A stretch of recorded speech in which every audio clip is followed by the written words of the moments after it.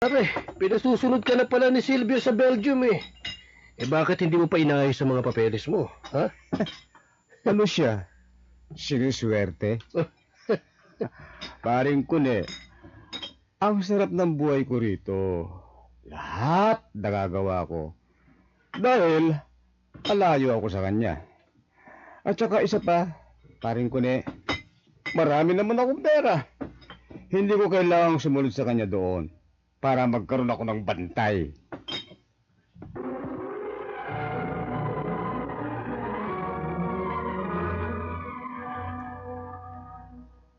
Liwanag sa landas ng buhay.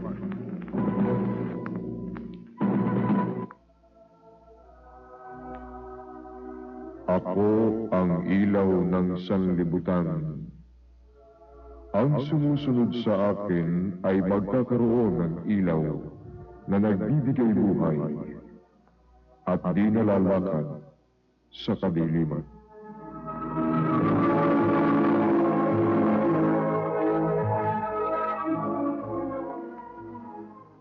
Mula sa mga karnasang hango sa tunay na kasaysayang ipinadadala ng ating mga tagapakinig, mga karnasaan kung paano nila natagpuan ang tunay na liwanag sa landas ng buhay.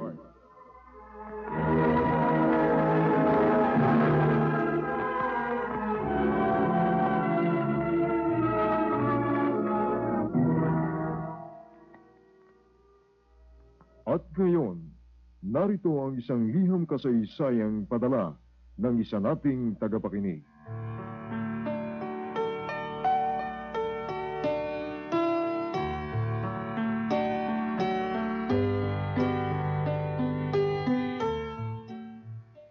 Dear Brother Mike, purihin po ang Diyos sa kanyang walang hanggang kabutihan. Tawagin po ninyo ako sa palayo na Conrad. Sa ngayon po, may higit 40 anyos na ako. Hindi ako nakatapos na pag-aaral sapagkat napabayaan kami magkakapatid ng aming magulang. Sa mura ko pong edad, dito ako napadpad sa Tondo. Napabarkada sa masamang puro may tatong tao. Natutong mang-hold up at gumamit ng drugs. Pansamantala, Brother Mike, napalayo ako sa aking barkada nang swerte na akong pumasok sa isang magandang kumpanya dito sa Pilipinas. Hanggang sa ito rin ang maging daan upang makapag-abroad ako. Taong 1981 sa bansang Iraq. At nang mangyari ito, ikinasal na rin kami ng napangasawa kong si Sylvia. Ano pa nga magagawa ko? Di sige. Ituloy mo yung pag-abroad mo. Total, wala pa naman tayong anak. Ay, salamat. Pumayag si Commander. Swerte naman talaga yung alok sa'yo. Isa pa, makakaipon tayo.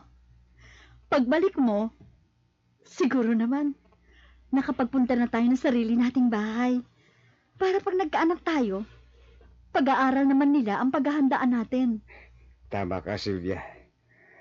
Kaya, pangako, sisikapin ko rin makapagpadala ng regular. Conrad? Huwag ka mag-alala. Hindi ako gagawa ng kalokohan doon. Ba, ibang bansa na yata yon. Iba ang batas. Eh kung dito mo naglabas-pasok ako sa kulungan. Doon pa. Baka pag nakulong ako hindi na ako makauwi.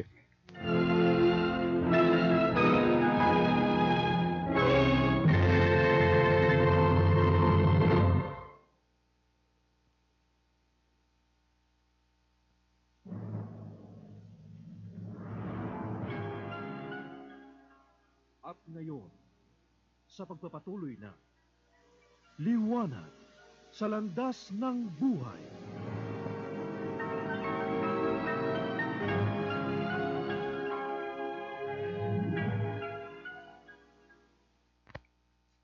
Totoo pong sinuwerte ako sa pag-abroad kong yon, Brother Mike.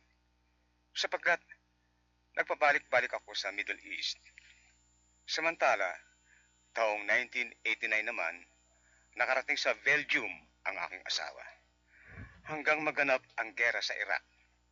Kaya't ako po ay napilitang umuwi muna sa Pilipinas. At dahil wala nga akong naipon sa huli kong pag-abroad, balik barkada ako dito sa Pilipinas. Habang ang misis ko naman, nagtatrabaho sa Belgium. Pare. Mukhang, pansin ko mukhang nagkakaigihan na rin ni Merly. Ha? Halata ba? Okay naman siya, di ba? Binibigay ang lahat ng gusto ko. Ay, pero cuidado ka sa kanya, pare, ha? Bakit? May asawa ba yun? Wala. Pero, balitang pusher yan ng Shabu, pare. Ano sa akin? Galing na ako doon. At mas malala pa ako doon, ha? Kita mo naman. Ako naman nagpapaalala lang. Kung tutuluyan mo pa rin siya, hindi ko na problema yon, ha? Talagang hindi mo problema, Kuni. Dahil nasa Belgium si Sylvia. At ako naman, nag-iisa rito sa Pilipinas. Nakilala ko si Merly. Ba, palalagpasin ko pa ba ang isang palay na... Salbahe ka talaga, pare. Buti na lang hindi ako nagmana sa'yo. Sige, inom ba tayo, pre? Inom ba?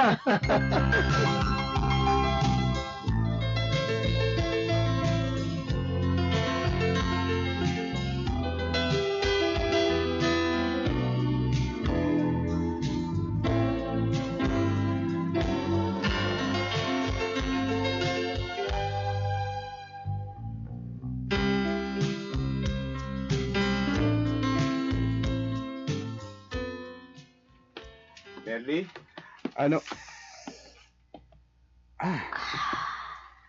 Totoo nga pala. Anong totoo nga? Gumagamit ka ng shabu. Oo. Ano ngayon? May pambili naman ako. Gusto mo ba? Oo ba? Matagal lang ako hindi gumagamit yun eh. Kung ganun, magpo ka rito sa tabi ko. Marami pa ako nito. Okay. Saan galing ito? Basta, marami ako nito. Dahil hawak kong buong lugar na ito. Baka naman gusto mo akong ipakilala sa kinukunan mo. Hindi pa ngayon. Pero papakilala pa rin kita.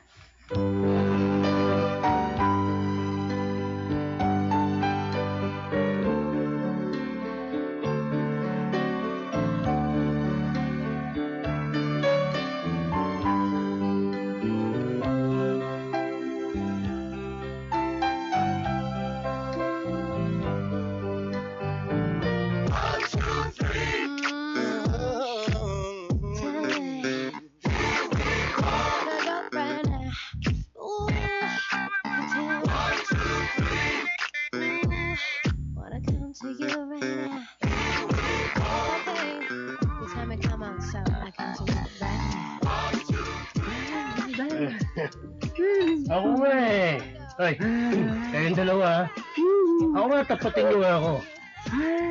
Bakit ba palagi kayong mapera, ha? Huwag mo na alamin, Kuni. Oo nga, Kuni. Buti nga sinasama ka pa namin. Pero pare, gabi-gabi, nasa nightclub kayo. Huwag na kaya natin isama ito. Alam mo naman ang dahilan, di ba? Tsaka tigilan mo na yung katatanong. Baka magalit sa'yo si Merly. Tigilan niyo na yung mga kalokohan nyo. Order na kayo ng pulutan. Nagugutom na ako. Okay, I'll tell you that I'm coming to you right now.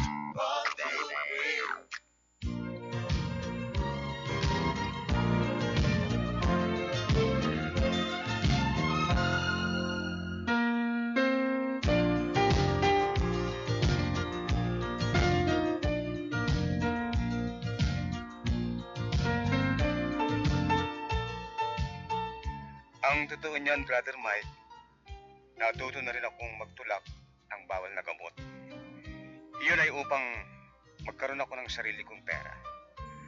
At ang ipinadadalaman ni Sylvia na pera po sa abroad ay hindi ko ginagalaw. Sa ganitong paraan, Brother Mike, hindi niya mahalatang may kinakasama akong iba. At nagbalik din ako sa bisyo kong ito. Isang araw, Sulat! Ayan, basahin mo. Teka, bakit bukas na ito? Siyempre! Dito naka-address sa bahay mo. At dito rin ako nakatira. Kaya binuksan ko na. Wala namang pangalan kung kanino. Yun pala, sa'yo.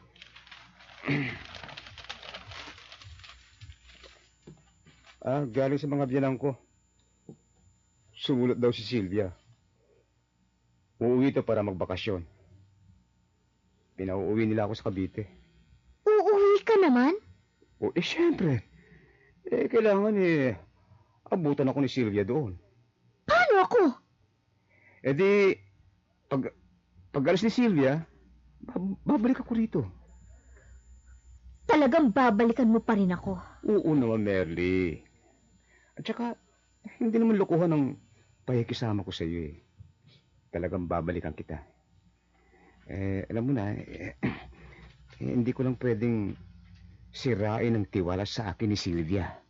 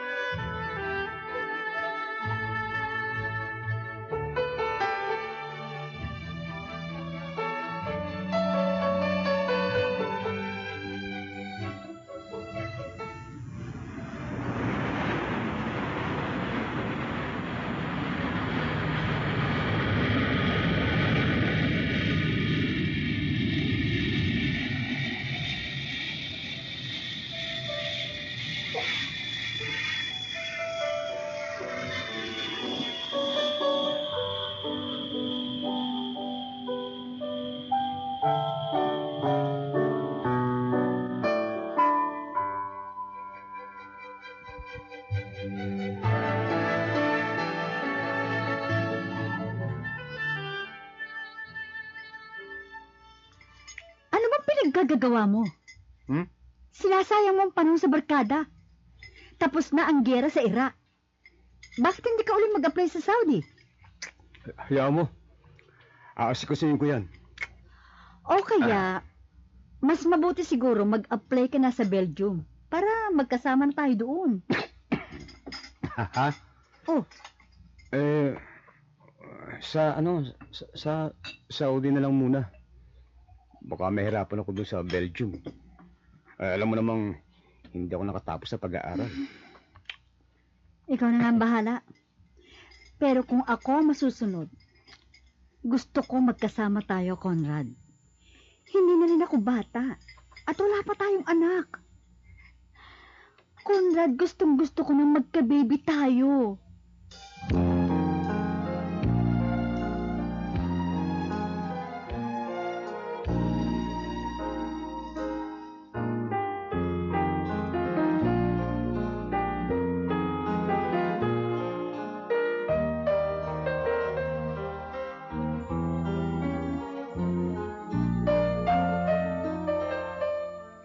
hindi nagtagal, Brother Mike, bumalik sa Belgium si Sylvia.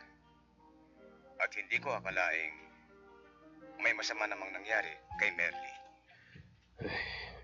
Drug overdose, pare. Nagpakamatay siya dahil sa matinding selos.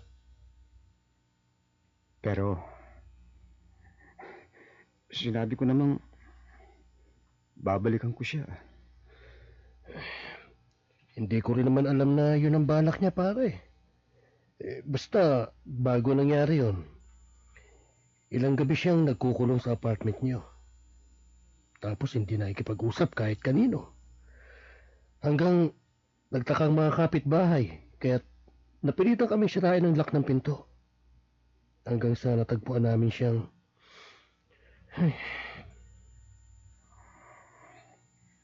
Bakit?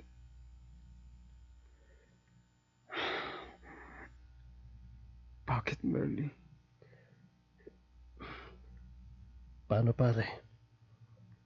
Titira ka pa rin ba dito sa apartment? Hindi na. ayoko na rito.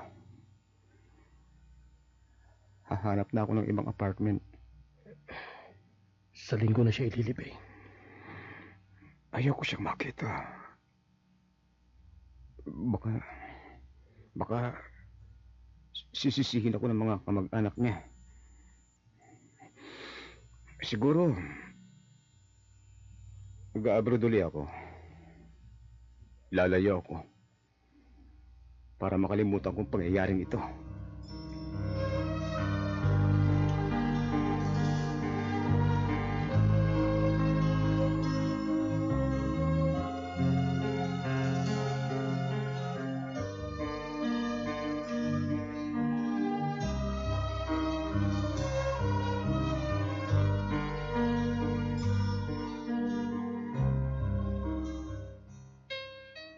Umalis ako at nag-abroad, Brother Mike.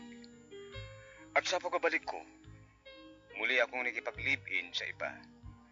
Hanggang sa nakapag-Saudi uli ako. At dito ipinadala na sa akin ni Sylvia ang papeles para makasunod ako sa Belgium. Ngunit, hindi ko ito inaasikaso. Pagbalik ko ng Pilipinas, barkada uli ang inatupag ko, Brother Mike.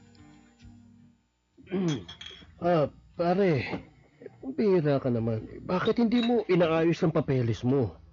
Pinasusunod ka na pala ni Sylvia sa Belgium eh. Ha? Ano siya? Siniswerte?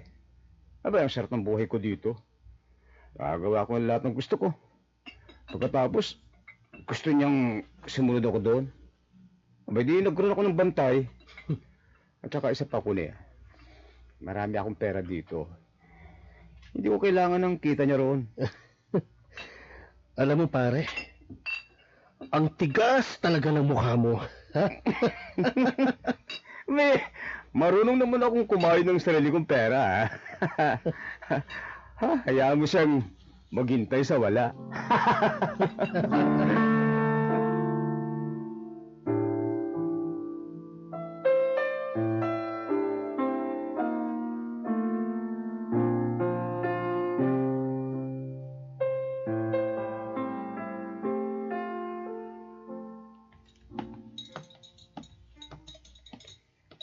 Oh, Kuya Conrad, buti kising ka na. May dumating na sulat, si Ate Sylvia. Ano sabi? Uuwi raw siya. Asikasuhin ang papeles mo para makasama ka niya sa Belgium. Ha? Ano ka mo? Oh, bakit nang laki mga mata mo, kuya? Mabuti nga yun. Dahil sabi sa akin ni ate, pati raw ako isasabay na niya. Ako patay. May sinasabi ka, kuya? Ha? Wala. Mabuti pa, ipagtimpla mo na rin ako ng kape. Biglang sumakit ang ulo ko eh. Sige na. Sige.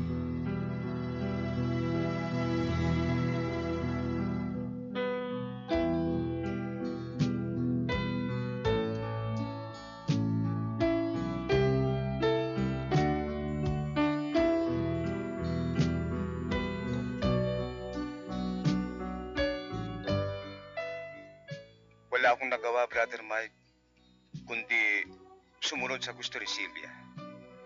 Sapagkat ng panahong dumating siya, simot na rin ang perang naipon ko sa huli kong pagka-Saudi. Pagdating namin sa Belgium, nagkaroon ng katahimikan ang buhay ko. Palibasa, malayo na sa barkada, at araw-araw, magkasama na kami mag-asawa. Conrad, may maganda akong balita sa'yo. Ano naman yun? Galing ako sa doktor kahapon. Oh, anong ginawa mo sa doktor? May sakit ka ba? Wala. Delayed na kasi ang period ko. At positive. Buntis na nga ako. So, Sylvia? Buntis? Totoo ba? Oo, Conrad. Sa wakas. Matutupad na rin ang matagal nating pangarap. Ang swerte naman natin, ano? kahit may edad na tayong pareho nakachamba pa rin. Mabait talaga ang Diyos, Conrad. Hinintay lamang niyang magkasama tayo rito. Oo nga. Abe, kailangan maghanap na rin ako ng trabaho. Okay, magiging 3 na tayo rito. Oo nga. At saka, hindi pwedeng di rin na lamang ako sa bahay. Kailangan maghanap ng trabaho. Ha?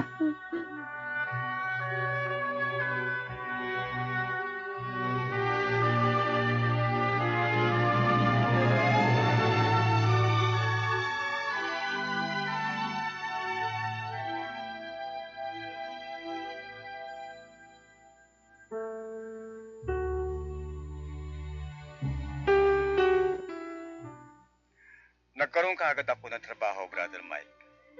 At naging dahilan din ito upang muli matukso ako sa iba. Teka nga muna, Cecil. Saan ba talaga tayo pupunta? Conrad, pupunta tayo sa park na palagi nating tagpuan. Bakit? Sa dami naman ang pwedeng Dahil puntahan. memorable sa akin ang lugar na yon. At memorable din na ibabalita ko sa'yo. Ano ba talaga yun? Buntis ako. Cecil? Teka, nagbibiro ka ba? Hindi. Pero, Ang problema lang, tapos na ang kontrata ko. Pauwi na ako sa Pilipinas. Pero, di ba susunod ka sa akin? Cecil, meron sana akong ipagtatapat sa'yo Ha? Baka hindi na ako makasunod doon. Anong ibig mong sabihin? Mabuti pa, umupo muna tayo doon, mag-usap tayo. Halika, ipaliliwanag ko sa iyo ang lahat. Tayo na.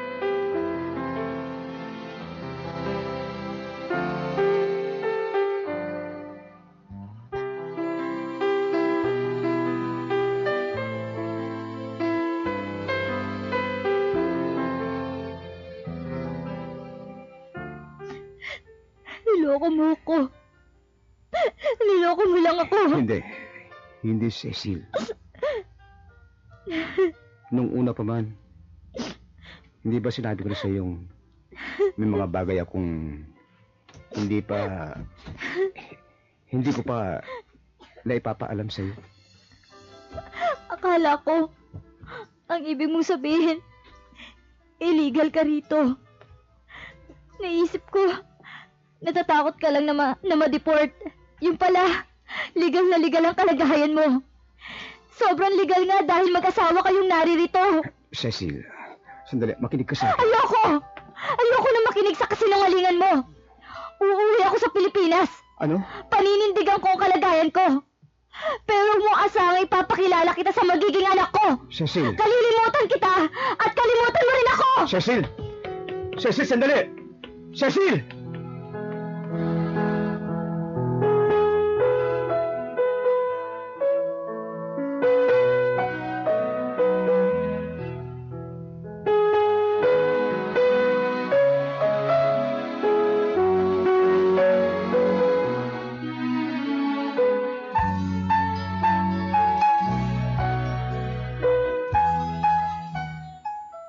Sa Pilipinas nagsilang si Cecil, Brother Mike.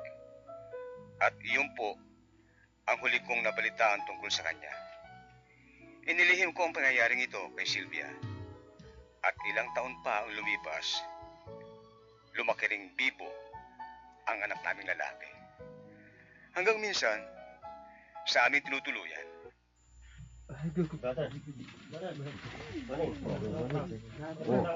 Kuya, papaalam sana ko eh. Paalam na paano? At saka, bakit maraming tao rito?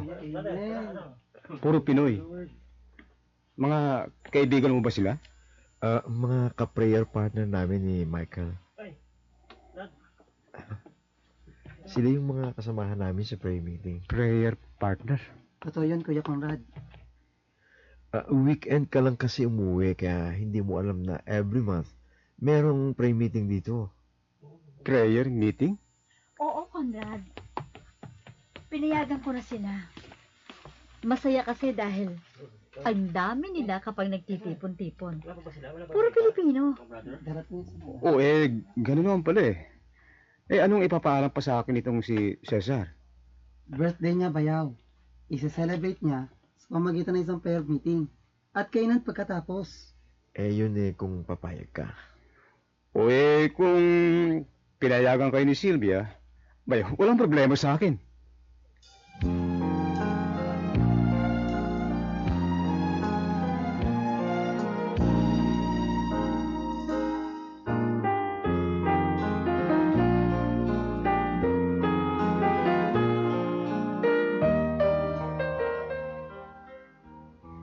Ano bang mga tape ito? VHS tape. Hiniram ko kina Cesar at Michael. Interesado kasi akong malaman kung sino ba talaga ang brother Mike na pinag-uusapan nila. Doon ba sa prayer meeting? Paano yan, di ba? Lalabas tayo ni JJ? Kain na lang muna. Ipasyal mo ang bata. At panoorin ko itong tape, ha? Sige, ikaw ang bahala. Hapon na kami babalik, ha? Okay.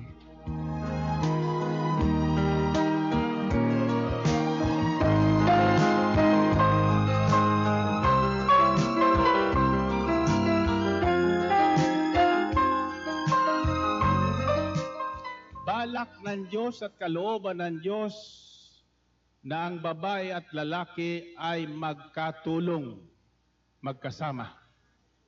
Amen? Kaya hinugot sa tadyang ng lalaki, ginawang babae, at pagkatapos ibinalik ng Diyos sa lalaki. Pakinggan niyo sinabi, the Lord God made a woman from the rib He had taken out of the man, and He brought her to the man. Hinugot sa lalaki, ibinalik sa lalaki. Alam niyo kung bakit? Sapagkat ang babae ay para sa lalaki. Narinig niyo yun? Nilikha kayo para sa lalaki. Kaya sabi sa banal na aklat, pinagsama muli sila. Hindi na sila dalawa, kundi isa. Naunawaan niyo ba yon? Kapag ang lalaki at babae ay ikinasal at pinagsama ng sakramento ng kasal, hindi na sila dalawa. Sila po ay iisa na. Paano mong paghihiwalayin ang iisa? Sagutin niyo ko. Paano niyo paghihiwalayin ang nag-iisa? How? Maliban biyakin niyo sila. Maliban putulin niyo sila. Amen? Kaya ang tawag sa lalaki sa ating lingwahe ay babae at lalaki. Ang tawag diyan sa mag-asawa? Lakasan niyo. Lakasan nyo. Kabiyak. Kabiyak. Amen? So, the moment na mag-asawa ay pinaghiwalay mo, magkabiyak sila. Di na buo. Subukan nyo ang sarili nyong katawan, biyakin nyo. Subukan nyo nga. Hindi ba masasaktan kayo? Kaya't walang naghihiwalay na hindi nasasaktan. Did you hear that? Walang pinagsama ng Diyos na naghiwalay na hindi nasaktan. At ang sakit na Kaya pala hindi matahimik ang kalooban ko. Mula nang makapakinig ako sa mga patotoo. Doon sa prayer meeting nila Cesar, nagkaroon ako ng kakaibang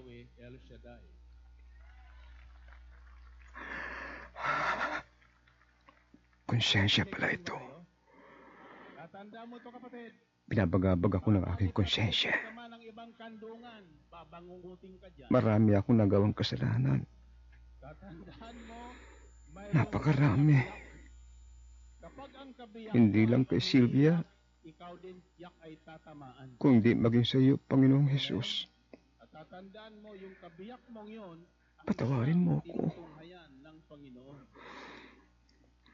Tulad ng ginagawa ngayon ng mga napapanood ko. Ito ako. Lumuluhod sa iyong harapan, Panginoon. Patawarin mo ako. At tulungan makapagbagong buhay. Mabigat ang mga kasalanan ko, pero nagmamakaawa ko sa iyo. tulungan mo akong makahingi ng tawad kay Sylvia sa lahat ng pagkakasalang nagawa ko. Tulungan mo po ako.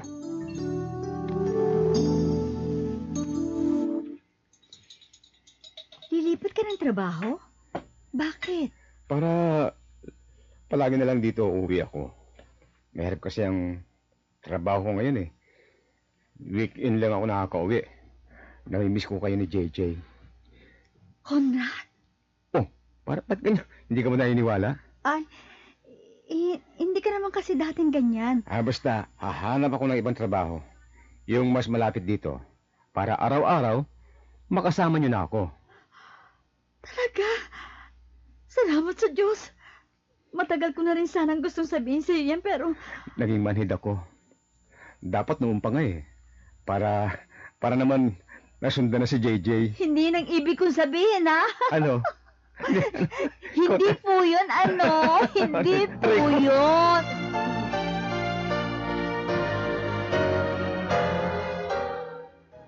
Sa ngayon po, Brother Mike, prayer partner member na ako dito sa Belgium. Salamat sa ating Yahweh El Shaddai. Ipinahintulot niyang makarating sa iba't ibang bansa ang gawain upang abuti ng mga taong nasa kasalanan at bigyan sila ng kaligtasan.